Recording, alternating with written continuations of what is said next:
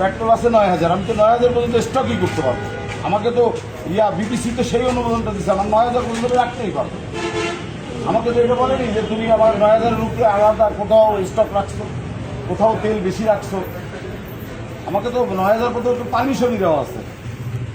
Petrol octane হচ্ছে 7,000। সেখানে পেয়েছে কতটুকু দাদা? পেয়েছে হলো হাওয়া ধরার পরে 200-250 এরকম পেয়েছে। আচ্ছা আচ্ছা যেটা আমার রাতের বেলা বেচা কেনা হবে, আমাদের এমার্জেন্সি গাড়িগুলো আসবে, তারা ভিআইপি গাড়িগুলো তাদেরকে পরিবহনদেরকে আমাদের তেল সরবরাহ করতে হবে। কিন্তু তাদেরকে ম্যাজিস্ট্রেটকে আমরা বোঝাতে সক্ষম হয়নি যে এই সামান্য অপ্রস্তুল এই বর্তমান প্রেক্ষাপটে এই 400-500 লিটার এবং তেলটা কেন বেশি রাখা হলো।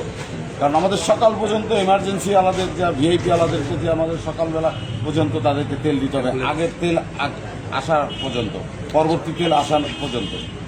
তো এটা কি বুঝাতে পারেনি যে কারণ আমাদের 3,000 টাকা জরিমানা করেছে এবং নির্দেশনা দিয়েছে যে আপনার এইটুকু রাখলেও আপনি কর্তৃপক্ষ কারো কাছ থেকে আরেকটা রিটার্ন নিয়ে নিন। তা এখন আমরা খুঁজবো যে কারা এই রিটার্নটা দেয়। আমাদের যেহেতু মেঘনা পেট্রোলিয়াম, আমরা মেঘনার ডিলার, আমাদেরকে বিপিসি একটা অনুমোদন দিছে যে আমাকে 30,000 ডিজেল রাখতে পারবো, 9,000 পেট্রোল রাখতে পারবো, 7,000 অক্টেন রাখতে পারবো। আমাদের ক্যাপাসিটি এতটুকু। আমরা সেই পরিমাণ তেল তো আর রাখি নাই। আমরা তেল রাখা আছে 400-500 অ্যাবভ 300। আচ্ছা আচ্ছা এটাই কেন আছে? আর এরপরে যদি আমরা প্রচলিত গাড়িগুলো অনবরত চলতে থাকে, হাওয়া ধরে গেলে এই মেশিন প্রায় 2-2.5 ঘন্টা এমন আছে মেশিন অচল হয়ে যায়। আচ্ছা তখন আমাদের বিভ্রান্তির ভিতরে পড়তে হয়, তখন তেল সাপ্লাই দেওয়া যায় না। আচ্ছা, আপনারা কি পর্যাপ্ত পরিমাণ তেল পাচ্ছেন? না, আমরা পর্যাপ্ত পরিমাণ তেল পাচ্ছি না। যে কথাগুলো সংবাদে বিভিন্ন পর্যায়ে মন্ত্রী পরিষদ বিভিন্নভাবে বক্তব্য দিচ্ছে, তার সঙ্গে এর কোনো সম্পর্ক নেই। আচ্ছা আচ্ছা, বুঝছেন? তাহলে সরকারের পক্ষ থেকে যে নির্দেশনা আসছে, আমাদের প্রতিদিন আমাদের 10,000 লিটার তেল আসতো। টোটাল গ্রামগঞ্জে যে পেট্রোল পাম্পগুলো আছে তারাও আমাদের মতো পায় না। আমরা তো শহরমুখী পেট্রোল পাম্প, গ্রামের যত পেট্রোল পাম্প আছে তারা আমাদের চেয়ে আরও কম পায়। তাহলে আমরা যদি তেল উত্তোলন কম করতে পারি তাহলে আমরা পরিবেশন করবো কীভাবে?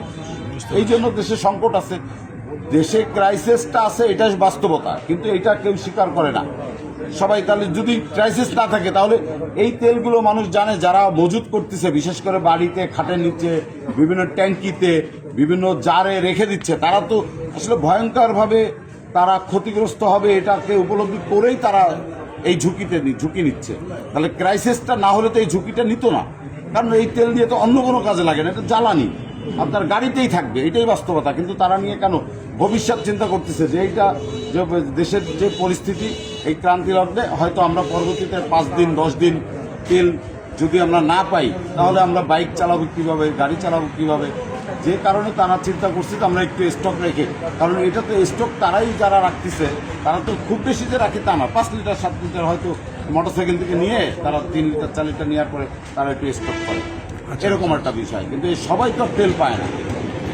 আপনার পরিচয়টা একটু দেন প্লিজ।